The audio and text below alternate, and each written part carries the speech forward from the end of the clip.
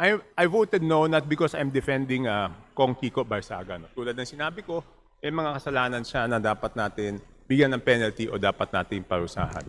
Ngunit ang tingin ko, yung parusang ibinigay natin na pagtanggal sa kanya dito sa kanyang bilang congressman ay masyadong sobra doon sa ginawa niyang mga pagkukulang. No? Pangalawa po, hindi lang po siya yung tinanggal natin, tinanggalan po natin na representante ang mga bumoto sa kanya. No? Pangatlo po, yung sinasabi natin na sinisira yung imahe ng House, hindi naman po siya yung nakakasira. Ang nakasira po talaga sa imahe ng House, bago pa man siya magsalita, bago pa man siya mag-vlog, talagang yung corruption issue dito ng ilang miyembro tungkol doon sa pagbebenta ng budget. No? So nakakalungkot lang na si Kiko ay tinanggal natin, pero yung ibang alam natin na gumawa ng corruption dito ay hindi man lang natin mabanggit.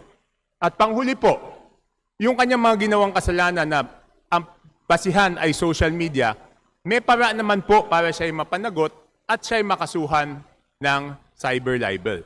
So mas maganda po sana kung ang hukuman na lang ang magdidesisyon dito para wala pong halong politika. Yun lang po. Maraming salamat po.